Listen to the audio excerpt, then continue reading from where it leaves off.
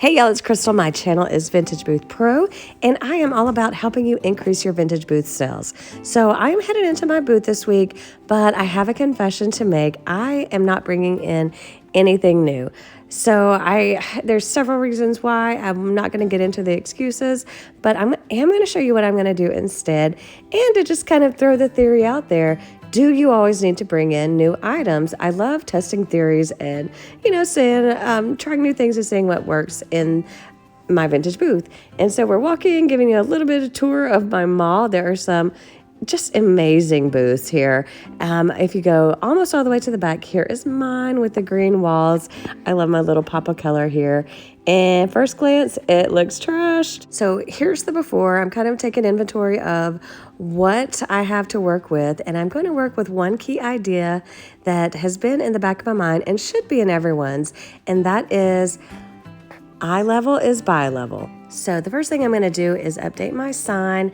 It's not something that makes money, but I like to think that it brings people's eyes up, and it's just a funny little thing. Sometimes it's encouraging, sometimes it's a song, but if I don't do it first, I will not do it because I'm going to be exhausted by the time this is over.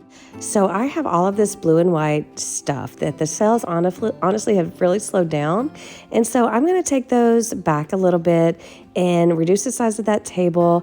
And I want to stop here and talk about these blue nightstands. So if you paint furniture and are looking for a fast flip, which I always am, furniture is, the best seller for me. I made a mistake painting these blue. I had the paint on hand. And if I could go back, and I will redo these, I would do either a light wood tone, which is what's selling the fastest on like potterybarn.com and westelm.com.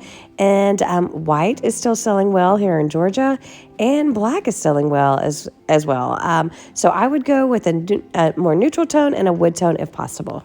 Back to the booth redo. So let me know how you guys work. I have to take everything down and build it back up. So my booth is a complete mess right now in the middle, but here is the final look. The desk that you see in the front and center, that's been pushed to the back, and it's been kind of on my mind to pull that out and make it kind of the centerpiece.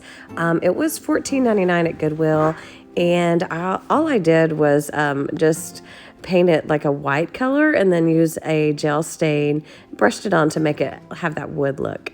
And so this is just how I redid everything. And let me know what you think. How did I do with the concept of eye level is buy level?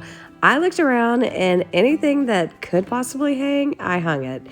Just trying to get it up off the ground, up in your line of vision as you are glancing around the booth. And if you are wondering if these items ever sell, consider joining our Facebook group. It is now free, and all you have to do is head over to Facebook. I'll put it in the description below, but if you just want to type in Vintage Booth Pro in the group section on Facebook, you should be able to find us there. Just answer a couple questions, and I'll be so happy to let you in. We are just having a blast getting to know fellow booth owners across the United States and Canada so far. And I will go ahead and tell you that about an hour after I left the store, they called me, and this desk, I had it marked 75 and someone offered 65. So of course I was so happy to accept that, and I think my idea of just rearranging worked. And here's my second booth. I did not have time to do anything in this booth, and I did not have the energy. So it's kind of my redheaded stepchild at this point, but it's still there, still kicking. So what are your thoughts on going in and redoing your booth without adding anything new? And what do you think about eye level is buy level? I think that's something we should all keep in mind. Thanks so much for watching.